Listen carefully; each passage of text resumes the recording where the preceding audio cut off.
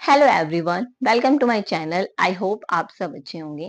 हम आज की क्लास में डिस्कस करेंगे क्लास 9 का NCERT he class 9 NCERT book structure of atom. किसके बारे में डिस्कस करेंगे? स्ट्रक्चर ऑफ एटम के बारे में कि एटम्स क्या होता है, कैसा स्ट्रक्चर होता है और उसके अंदर कैसे कैसे पार्टिकल्स प्रेजेंट्स रहते हैं। Let us start now. Atom atom क्या होता है? It is the smallest unit of matter. क्या होता है एटम? ये एक स्मॉलेस्ट यूनिट होती है। किसकी स्मॉलेस्ट यूनिट होती है? मैटर की। मैटर। अब बहुत सारे स्टूडेंट्स को डाउट होगा कि मैटर क्या होता है। Matter, anything which occupied space and mass is known as matter. Everything is made up of matter. हमारी हर एक चीज किससे बनी हुई है?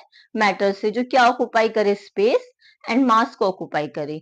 For example would, chair, car, जितने भी नॉन लिविंग चीजें, लिविंग, हम ह्यूमंस भी हमसे किससे बने हुए हैं? मैटर से।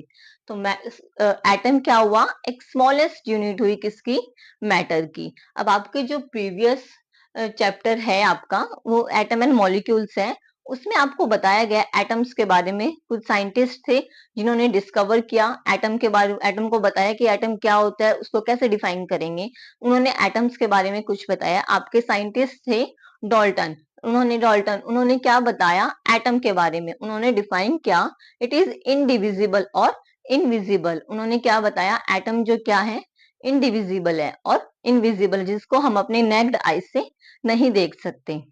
नाउ आप इस चैप्टर में भी डिस्कस करोगे किसके बारे में? एटम्स के बारे में भी। इसमें भी कुछ साइंटिस्ट हैं जिन्होंने अपना मॉडल दिया एटम से, एटम को रिलेट करके एटम के बारे में ही।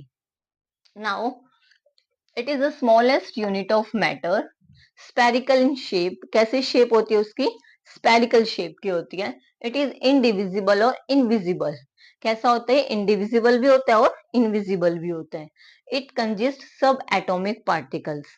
एटम्स के अंदर हमारे क्या प्रेजेंट्स रहते हैं? सब एटॉमिक पार्टिकल्स। जैसे हमारे, मैंने आपको बताया पिछले चैप्टर में जॉन डॉल्टन थे, उन्होंने एटम के बारे में बताया कि एटम क्या इनडिविजिबल है और इनविजिबल भी है। उन्होंने बताया ये बात। बट उसके बाद कुछ ऐसे टू पार्टिकल्स की डिस्कवरी हुई। इसका नाम होता है इलेक्ट्रॉन और प्रोटॉन। टू पार्टिकल की डिस्कवरी हुई। फिर कुछ साइंटिस्ट ने इंटरेस्ट दिखाया इन पार्टिकल्स को कैसे अरेंज किया जाए, एटम्स में कैसे अरेंजमेंट होगी, उनके बारे में कुछ साइंटिस्ट ने मॉडल दिया अपना। उनके बारे में हम डिस्कस करेंगे। अब क्या कंजिस्ट किया उन्होंने? सब एटॉमिक पार्टिकल। एटम्स के अंदर हमारे कुछ पार्टिकल्स होते हैं, इलेक्ट्रॉन, प्रोटॉन और न्यूट्रॉन। ये हमारे थ्री पार्टिकल्स प्रेजेंट्स रहते हैं किसके अंदर? एटम्स के बारे में। आई होप आपको एटम के बारे में क्लियर हुआ होगा। It is the smallest unit of matter, spherical in shape, it is indivisible and invisible, it consist सब एटॉमिक पार्टिकल। क्या कंजिस्ट कर रहा है ये? सब एटॉमिक पार्टिकल। अब सब एटॉमिक पार्टिकल का मतलब क्या होता है? Particle present inside the atom. Atom के इनसाइड में जो पार्टिकल प्रेजेंट रहते हैं वो आपके क्या कहलाते हैं? सब एटॉमिक पार्टिकल। पार्टिकल के इनसाइड में जितने भी एटम होंगे, जितने भी पार्टिकल्स होंगे, वो क्या कहलाएंगे? आपके सब एटॉमिक पार्टिकल। अब सब एटॉमिक पार्टिकल भी आपके थ्री टाइप्स के होते हैं, इलेक्ट्रॉन, प्रोटॉन और न्यूट्रॉन। आइए अब हम इनको जानते हैं। इलेक्ट्रॉन, इस पे कैसा चार्ज होता है? इलेक्ट्रॉन पे नेगेटिव चार्ज होता है। कैसे होते हैं ये? नेगेटिव। और प्रोटॉन पे कैसा होता है? पॉजिटिव। कैसा होता है? पॉजिटिव। और न्यूट्रॉन नो चार्ज, इस पे आपका कोई भी चार्ज नहीं होता। किस पे? न्यूट्रॉन पे। न्यूट्रॉन पे आपका कोई भी चार्ज नहीं होता। ये कैसा होता है आपका? न्यूट्रॉन, मतलब इस पे कोई भी चार्ज नहीं होता। आई होप आपको सब एटॉमिक पार्टिकल्स क्लियर हुए होंगे। मैं आपको डायग्राम के थ्रू इसको रिप्रेजेंट करके दिखाती हूँ। तो ये आपका यहाँ पे क्या है? एक एटम है।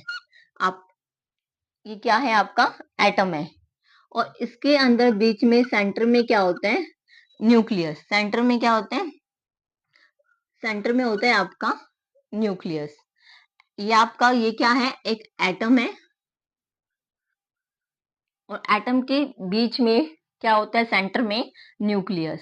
अब न्यूक्लियस के अंदर ही हमारी क्या क्या प्रेजेंट रहते हैं? प्रोटॉन रिवॉल्व करते हैं। क्या? प्रोटॉन। कैसे चार्जेस होते हैं?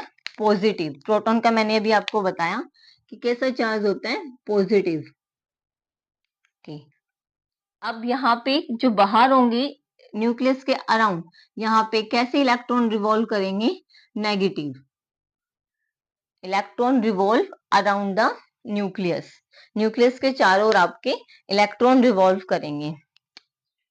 ये क्या है आपके इलेक्ट्रॉन, और ये क्या है आपका बीच में न्यूक्लियस, और इस न्यूक्लियस के बीच में क्या होते हैं, पॉजिटिव प्रोटॉन होते हैं आपके। आई होप आपको ये बात क्लियर हुई होगी।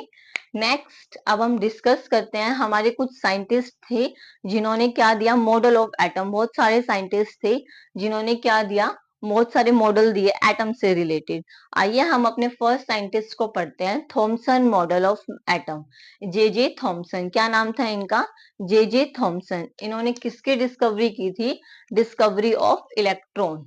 मैंने आपको यहाँ पे मेंशन भी कर रखा है, इन्होंने किसकी डिस्कवरी की थी, डिस्कवरी ऑफ इलेक्ट्रॉन। इन्होंने इलेक्ट्रॉन की डिस्कवरी की थी। ये साइंटिस्ट थे हमारे J J Thomson, model of atom. इन्होंने क्या किसका मॉडल दिया था, एटम का मॉडल दिया था।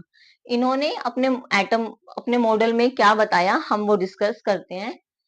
जे जे थॉमसन, जे जे थॉमसन ने क्या बताया कि ये एक साइंटिस्ट, वैसे अच्छे साइंटिस्ट थे, इन्होंने काफी अच्छी डिस्कवरी की।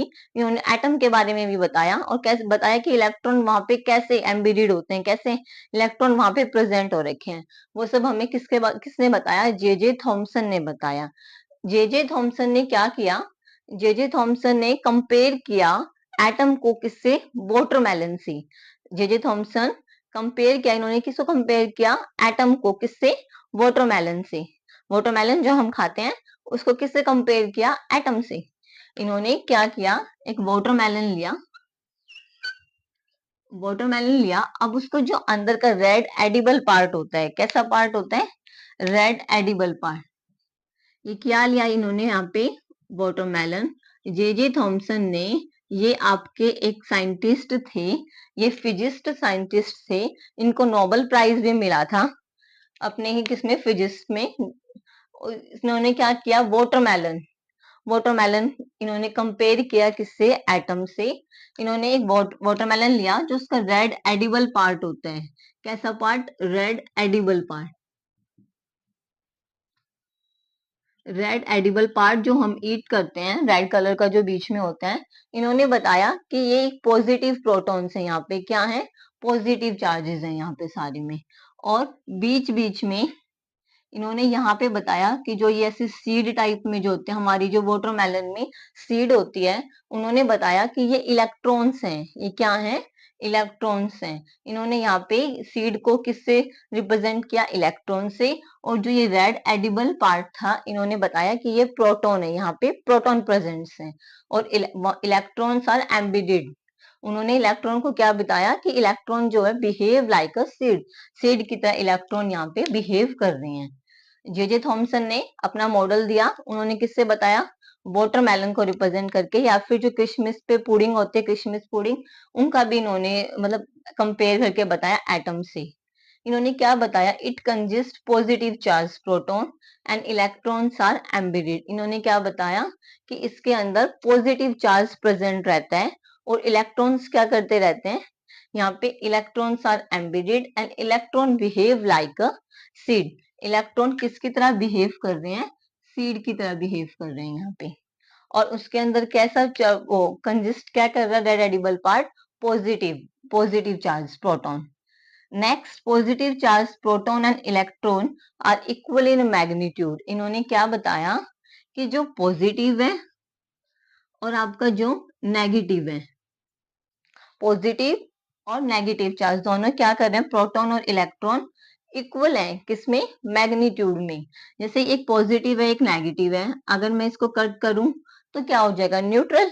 इट मीन्स नो चार्ज, कैसा हो जाएगा, न्यूट्रल, इसमें कोई भी चार्ज नहीं है, नो चार्ज। क्या जे जे थॉमसन ने क्या बताया कि जो पॉजिटिव चार्ज प्रोटॉन है and electrons are equal in magnitude, ये किसमें इक्वल है, मैग्नीट्यूड में, इनमें कोई चार्ज नहीं है, न्यूट्रल हो गया। It propose that atoms are electrically neutral. J Thomson ने क्या बताया हमें, ये बहुत ही इंपॉर्टेंट है, ये वाली लाइन आपको, इलेक्ट्रिकली न्यूट्रल। जे थॉमसन ने क्या बताया आपको कि जो एटम्स हैं, क्या प्रपोज किया उन्होंने, एटम आर इलेक्ट्रिकली न्यूट्रल, उनपे कोई चार्ज नहीं है, अगर वो पॉजिटिव नेगेटिव अगर कैंसल आउट हो रहे हैं। रदरफोर्ड मॉडल ऑफ एटम के बारे में, किसके बारे में पढ़ेंगे हम, रदरफोर्ड मॉडल ऑफ एटम। इससे पहले हमने जे थॉमसन मॉडल ऑफ एटम पढ़ा था, उन्होंने किसकी डिस्कवरी की थी, इलेक्ट्रॉन की। ऐसे ही हम पढ़ेंगे Rutherford model of atom. Rutherford ये आपके एक साइंटिस्ट थे, इनको किस नाम से जाना जाता था, फादर ऑफ न्यूक्लियर। किस नाम से जाना जाता था इनको, फादर ऑफ न्यूक्लियर। ये किसके फादर थे, न्यूक्लियर फिजिक्स के फादर थे। 1908 में इनको क्या मिला था, एक नोबेल प्राइज मिला था। 1908 में क्या मिला था इनको, नोबेल नोबेल प्राइज मिला था। किसको, रदरफोर्ड को। तो इनके माइंड में आया कि नोबेल प्राइज, अब रदरफोर्ड के माइंड में आया कि उनको इंटरेस्टिंग लगा कि कैसे इलेक्ट्रॉन्स जो हैं एटम्स के अंदर अरेंज किए जा सकते हैं। इन्होंने फिर क्या स्टडी की, इन्होंने एक एक्सपेरिमेंट अरेंज किया। किसने, रदरफोर्ड ने। रदरफोर्ड ने एक एक्सपेरिमेंट अरेंज किया। इन्होंने एक अल्फा पार्टिकल लिया और एक गोल्ड फॉइल ली। इन्होंने क्या किया, अल्फा पार्टिकल लिया, एक थिन गोल्ड फॉइल ली। उन्होंने क्या किया, जैसे ये बहुत सारे पार्टिकल्स से अल्फा पार्टिकल लिया, उन्होंने जैसे ही पार्टिकल को स्ट्राइक करा है, उन्होंने क्या किया, यहाँ से पार्टिकल को स्ट्राइक करा है, बहुत सारे क्या किया उन्होंने, उनको स्ट्राइक करा है बहुत सारे पार्टिकल्स को। तो उन्होंने क्या ऑब्जर्व किया, पार्टिकल्स को, अल्फा पार्टिकल्स को स्ट्राइक कराने के बाद किस पे, एक गोल्ड फॉइल पे। तो उन्होंने क्या नोटिस किया कि जैसे ही अल्फा पार्टिकल, कुछ पार्टिकल तो क्या है, स्कैटर हो रहे हैं, सीधे जा रहे हैं स्ट्रेट लाइन। जैसे क्या किया, कुछ पार्टिकल्स तो कैसे जा रहे हैं, ऐसे स्ट्रेट लाइंस, कैसे जा रहे हैं, स्ट्रेट लाइंस। और कुछ पार्टिकल्स ये कैसे हैं, ये अल्फा पार्टिकल्स हैं। क्या है ये आपके, अल्फा पार्टिकल्स। कुछ पार्टिकल्स कैसे गए, बिल्कुल स्ट्रेट लाइन। और कुछ पार्टिकल्स ऐसे थे जो स्ट्रेट लाइन नहीं गए, वो वापस से रिफ्लेक्ट कर गई। उन्होंने क्या किया, जैसे कुछ पार्टिकल्स थे ऐसे गए और वापस से रिफ्लेक्ट हो गए। उन्होंने कुछ स्मॉल एंगल्स बनाए। कुछ पार्टिकल्स ऐसे थे जिन्होंने बहुत बड़े बड़े एंगल्स बनाए। कुछ ने फ्यू स्मॉल एंगल्स बनाए, कुछ ने बड़े एंगल्स बनाए। कुछ पार्टिकल्स ऐसे भी थे कि जो स्ट्रेट लाइन ना जाके उसी पाथ से वापस रिफ्लेक्ट हो गए, क्या हो गए, उसी पाथ से वापस बैक बाउंस कर दिया उन्होंने। रदरफोर्ड ने क्या बताया, उन्होंने क्या ऑब्जर्व किया कि कुछ अल्फा पार्टिकल्स तो स्ट्रेट लाइन स्कैटर्ड हो गए, बिल्कुल स्ट्रेट लाइन चले गए। कुछ क्या गए, यहाँ से एंगल बनाया उन्होंने, क्या किया, कुछ ने एंगल बनाया। और कुछ ऐसे थे जो बैक बाउंस कर गए, वापस से अल्फा पार्टिकल गए, हिट हुए और वापस से उसी ऐसे गए और उसी से वापस आ गए, बैक बाउंस कर गए। ये किसने बताया, रदरफोर्ड ने। रदरफोर्ड ने अपने मॉडल में बताया कि कैसे अल्फा पार्टिकल्स जो हैं, कैसे गोल्ड फॉइल पे मैंने स्कैटर्ड किए और कितने पार्टिकल्स वापस आए, कितने ने बाउंस बैक किया, कितनों ने कुछ एंगल्स बनाया, कुछ स्ट्रेट लाइन गई। सबसे ज्यादा सरप्राइजिंग वो कब हुए, उन्होंने देखा कि बहुत सारे 12,000 के नियर एटम्स जो हैं, क्या हो गए हैं, उन्होंने जैसे हिट किया वो वापस से रिबाउंड हो गई। किसने देखा ये सब कुछ, रदरफोर्ड मॉडल ने। अब इनकी कुछ ड्रॉबैक्स भी थी, किसकी, रदरफोर्ड मॉडल की। रदरफोर्ड मॉडल ने अपना एक्सपेरिमेंट तो अच्छा दिया इन्होंने अल्फा पार्टिकल्स के थ्रू, बट इनके मॉडल में एक कुछ ड्रॉबैक्स भी आई। इन्होंने his model fail to explain the stability of atom. इन्होंने ये तो बताया कि इलेक्ट्रॉन रिवॉल्व कर रहे हैं, बट इन्होंने किसके बारे में फेल हो गए बताने के लिए, एटम की स्टेबिलिटी के बारे में। ड्यूरिंग एक्सीलरेशन ये एटम की स्टेबिलिटी के बारे में एक्सप्लेन नहीं कर पाई। फिर arrangements of electron in a circular path was not define. ये इलेक्ट्रॉन के अरेंजमेंट को भी एक सर्कुलर पाथ में अच्छे से डिफाइन नहीं कर पाई। And electron lose their energy and fall into the nucleus. जैसे ही जो इलेक्ट्रॉन बहुत ही फास्ट फास्ट रिवॉल्व कर रहे थे, एकदम से उनकी एनर्जी लूज हो रही थी। एनर्जी लूज होके वो कहाँ पे फॉल डाउन हो रहे थे, न्यूक्लियस के। तो वहां पे वो क्या हो गए, बिल्कुल अनस्टेबल हो गए, उनके अंदर स्टेबिलिटी नहीं रही। तो रदरफोर्ड की ड्रॉबैक, सबसे बड़ी ड्रॉबैक उनकी यही थी कि वो क्या एक्सप्लेन नहीं कर पाए, स्टेबिलिटी, किसकी स्टेबिलिटी, एटम की। एटम की स्टेबिलिटी को वो अच्छे से एक्सप्लेन नहीं कर पाए, उनकी थ्योरी ये एक्सप्लेन करने के लिए फेल्ड हो गई। उनके एटम्स के बीच में थोड़ा थोड़ा स्पेस था, इसलिए कुछ एटम्स जो हैं स्ट्रेट ना जाके बैक बाउंस कर गए, कुछ कैसे चले गए, बिल्कुल स्ट्रेट लाइन चले गए, और कुछ वहीं से वापस बैक कर गए। आई होप आपको Rutherford model of atom clear हुआ होगा। मैंने रदरफोर्ड के बारे में आपको बताया भी है, फादर ऑफ न्यूक्लियर फिजिक्स। हम इसको किसके नाम से जानते हैं? Father of nuclear physics. किसके फादर थे ये? न्यूक्लियर ऑफ फिजिक्स के। ये भी आपको याद रखना है।